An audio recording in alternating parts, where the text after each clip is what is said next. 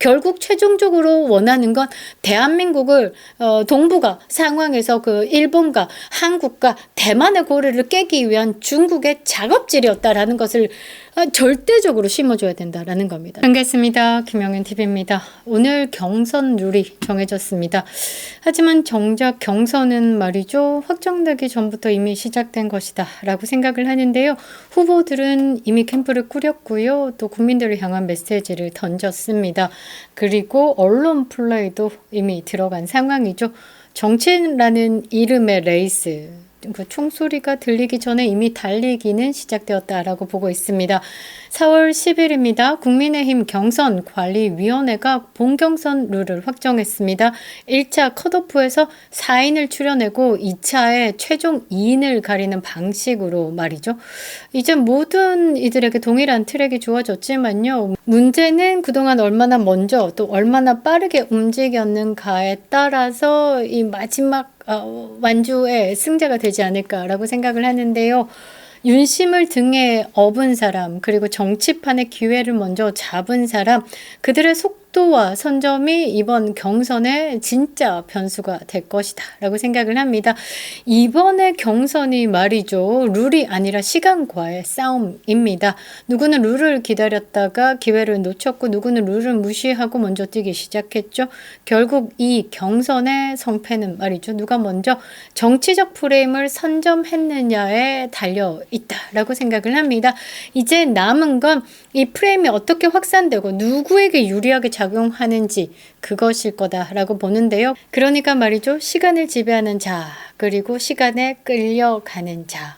승부의 그림이 지금 펼쳐집니다. 구독과 좋아요 버튼 꼭 눌러주시고요. 끝까지 시청 부탁드리겠습니다. 큰 힘이 되고 있습니다. 자, 본선 진출 전략을 한번 볼 필요가 있습니다.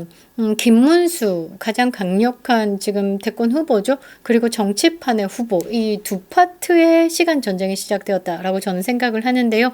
이 판에서 가장 늦게 움직인 듯하지만 가장 강력한 한 끝이 있는 그 이름이 김문수다라는 겁니다. 누군가는 지지율이 없지 않냐? 뭐 아스팔트에 한정되어 있다, 뭐 중도의 확장성이 없다라고 하지만 이번에 경선은 말이죠. 그런 지지율 이런 것보단 상징성이 매우 크기 때문에 그 상징성에 대한 선점력이 이 김문수를 이길 수가 없다라는 겁니다. 속도보다는 방향이 더 중요하다라는 거죠. 여기에 동그라미를 빵빵 치셔야 될 것 같은데요. 자, 윤석열 전 대통령이 정치적으로 가장 어려운 시기를 맞이했을 때 진짜로 그를 든든하게 지켜줬던 사람이 누구였는지를 볼 필요가 있습니다. 진심으로 탄핵에 분노했고 광장에서 먼저 나선 사람, 그리고 국민들에게 메시지를 정확하게 던졌던 사람, 그게 김문수 전 장관이죠. 당원들도 알고요. 우리 국민들도 알고요. 더 많이 감동하고 더 많이 알고 있는 쪽은 2030들이더라고요. 이제 진짜 보수가 누군지, 진짜 윤심이 담긴 인물이 누군지, 윤석열 정신을 지키겠다라고 하고 있는 이 2030들의 가슴을, 답답한 가슴을 뻥 뚫어줄 사람이 누군지, 그거는 이미 답이 좀 떨어진 것 같습니다. 윤석열 대통령의 그 정신, 그러니까 자유민주주의, 반국가 세력에 대항했던 그 자유수호자, 그 사람을 지키겠다라는 그 한마디, 이 모든 전략과 숫자를 무력화할 수 있는 정치적인 가장 큰 핵심 메시지가 될 수 있습니다. 반면에 말이죠. 지금 거론되고 있는 오세훈 서울시장, 그리고 홍준표 대구시장 등등등 정치판이 원하는 익숙한 인물입니다. 항상 이름이 거론되는 이름빨이 있는 사람이다라고 하죠. 이미지가 또 그렇습니다. 오세훈 뭐 중도, 홍준표 잘 모르겠습니다. 하여튼 뭐 이들은 누구보다 빠르게 움직였습니다. 조기 대선 전국을 예상하고 언론 인터뷰, 그리고 정책 발표, 또 새 과시에도 들어갔죠. 시간을 지배하려는 듯 보였지만 그 전략이 너무 빨랐다라는 거죠. 인생은 타이밍입니다. 정치 또한 타이밍이다라는 거죠. 자, 오세훈이 어떤 사람일까? 젊은 층에서는 그냥 무관심 쪽에 가깝더라고요. 그러면서 첫 마디가 기회주의자인 것 같다라고 이야기를 하더라고요. 전략가인지 기회주의자인지에 대해서는 그동안에 지내왔던 행보를 좀 보면 일단은 여러분들이 판단을 하실 것 같습니다. 탄핵 소추안이 통과되던 그 시기에 오세훈 서울시장은 각 지자체장들 모았죠. 그리고 질서 있는 국정 운영에 대한 전환이 필요하다라고 하면서 사실상 탄핵 찬성이라는 걸 직접 거론하지 않았지만 탄핵 찬성의 메시지를 냈습니다. 그리고 조기 대선에 대한 긍정적인 기류를 흘리면서 입지를 다졌죠. 서울시장은 공공재로서 조기 대선이 펼쳐진다라고 하면 얼마든지, 그러니까 직접적으로 그렇다 아니다란 말을 하지 않았지만 뭔가 냄새는 계속 풍기고 있었다라는 겁니다. 그런데 말이죠. 윤석열 대통령 지지율이 막 회복하고 40% 찍고 막 이러니까 동공에 지진 나기 시작했습니다.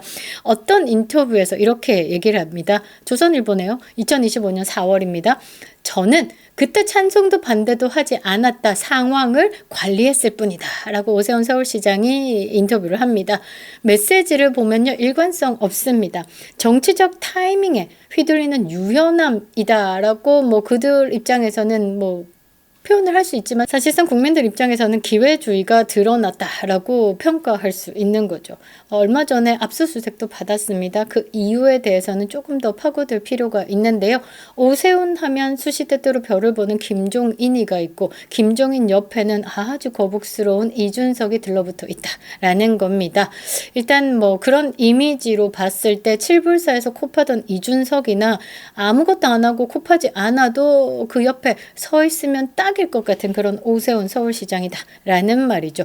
지금 국민의힘의 그 선거 관리 시스템 안에 많은 분들이 오세훈 라인들이 들어가 있어서 사실 걱정을 하시는 분들이 많더라고요. 그런데 이번에는 정권을 재창출하느냐, 이재명을 상대로 또 대선에서 이기느냐, 그 싸움이 아니잖아요. 나라 통째로 이 중국과 북한의 아가리에 들어가느냐, 아니면 조금 힘든 상대긴 하지만 트럼프와 함께 자유진영 안에서 대한민국의 번영을 지켜가느냐, 그 큰 싸움을 하고 있기 때문에 그들이 조금만 빠꾸가 돌아간다라고 하면 오세훈 라인이더라도 나라를 생각하는 후보를 뽑기 위해서 시스템을 정리를 하겠죠. 그런 부분에 대한 기대를 해보는데 국민의힘이라서 어떻게 될지는 잘 모르겠습니다. 뒤에 또 영상을 만들 일이 있으면 이런 부분에 대해서 직접 의원들의 이름을 거론하면서 한번 비판을 해보도록 하겠습니다. 자, 두 번째 주자, 눈에 빵빵 띄는 홍준표 대구시장이 있습니다. 비판을 하는 게 이게 정문일침인지 아니면 이 분열을 조장하는 비판인지 애매모호할 때가 많은 분입니다. 얼마 전에 말이죠. 김문수 전 장관 사퇴하시기 전에 텔레반처럼 극단적이다라고 조롱했습니다. 저는 잘 모르겠습니다. 그리고 윤석열 대통령에 대해서는 탄핵 이후에 파면된 이후에 감각이 없다. 이렇게 평가를 했고요. 한동훈을 향해서는 준비 안 된 아마추어다 라면서 보수 핵심 인물들은 모조리 깎아내렸습니다. 내가 제일 잘났어 라고 이야기하는 것처럼 저는 들리던데요. 홍준표 대구시장이 2025년 4월에 이런 이야기를 했네요. 김문수는 텔레반 같고 윤석열은 감각이 없고 한동훈은 미숙하다. 그런데 말이죠. 여기에 또 총체적인 난국이 있습니다. 넘지 못하는 뭔가 홍준표 대구시장의 아킬레스라고 해야 되나? 이준석인데요. 이준석과 노골적인 연대를 하겠다. 그러니까 그 연대를 통해서 보수 정수와는 거리가 먼 정치를 하고 있다라는 거죠. 강한 상대를 제거하려는 듯한 언행. 오케이, 알겠어요. 정치인이라면 그래도 돼. 그런데 이준석과 항상 어떤 때마다 이준석이 공경에 처할 때마다 손을 내미는 이 홍준표 대구시장을 보면 스스로를 고립시키는 전략을 구사한다라고 저는 평가하고 싶습니다. 누구보다 빨리 움직인 홍준표 대구시장이지만 마이웨이 혼자만의 길을 걷고 있습니다. 진짜 민심을 담고 손을 잡고 가는 것에는 조금 야가다 정도로 볼 수 있는 거죠. 경선률이 1차 컷오프가 당원 100%, 본경선은 당원 70에 여론 30입니다. 1차 컷오프가 당원 100이다라는 거는 이제 나가리 될 사람들이 빤히 보이죠. 한동훈 나가리 될 것 같은데요.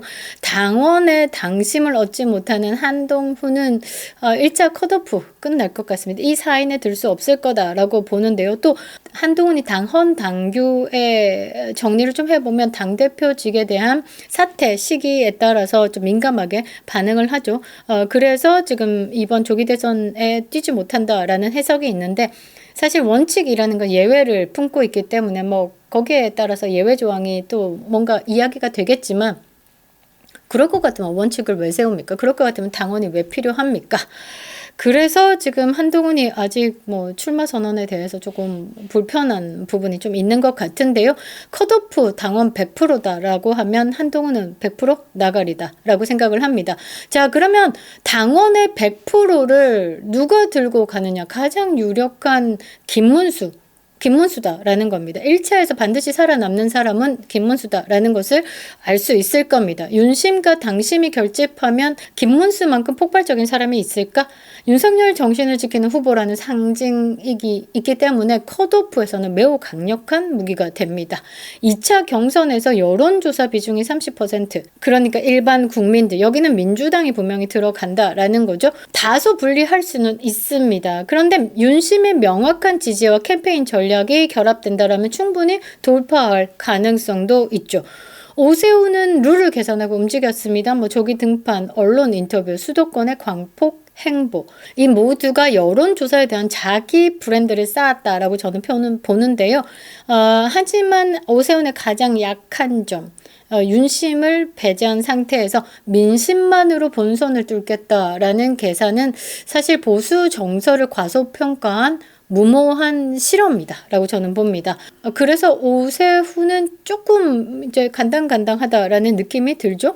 자, 홍준표는 전방위적 비난 전략으로 지금 돌아섰죠. 김문수, 텔레반. 그러면 김문수를 지지하는 층에서는 홍준표 아니. 윤석열 대통령을 또 깎아내리는 방식으로 감각이 없다라고 했으니 윤심도 걷어찬 겁니다.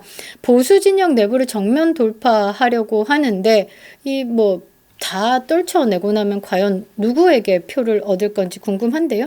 이번 경선은 말이죠. 누가 뭐라고 해도 윤석열 정신을 계승한지에 대한 여부가 관건이다라는 말입니다. 이 흐름을 제대로 읽지 못한다라고 하면 아무리 룰을 알아도 경선을 지배할 수 없는 겁니다. 국민의힘에서는 탄핵에 대해서 그 비상계엄이라는 형식을 취한 부분에 대해서 탄핵된 윤석열 대통령에 대해서 거리두기도 있습니다. 중도층 확장이다라고 이야기하지만 지금은 대한민국이 시민과 빨갱이로 나눈 상황에서 그 시민을 흡수하기 위해서는 윤석열 정신, 그러니까 윤석열이 지키고자 했던 것이 무엇인지, 윤석열 개인이 아니라 자유민주주의 국가에 대해서 지키고자 한 이 부분을 강조할 필요가 있다라는 거죠. 각계로 들어갔을 때는 국민의힘이 프레임 전쟁에서 집니다. 지금까지 한 번도 이긴 적이 없어요. 그래서 현수막을 보면 민주당의 공격 포인트를 보시면 됩니다. 민주당의 공격 포인트는 그 자극적인 문구에 있습니다. 탄핵, 파면, 뭐 이런 거. 그런데 왜 탄핵? 왜? 라는 질문을 던지는 순간 그 생각의 영역이 펼쳐지는 거죠. 그 왜에 대해서 우리가 알고자 뛰어든 게 2030들. 그래서 2030들 힘이 너무너무 강력하게 윤심에게 작용하고 있다라는 겁니다. 그것에 대한 파악이 조금 필요하다라는 거죠. 그래서 이 경선의 룰의 싸움은 사실 정신의 전쟁입니다. 어떤 정신을 가지고 이 시민과 빨갱이에서 시민의 표를 흡수하느냐라는 거죠. 가장 늦게 뛰었지만 가장 묵직하게 움직이는 사람. 저는 김문수다라고 생각을 합니다.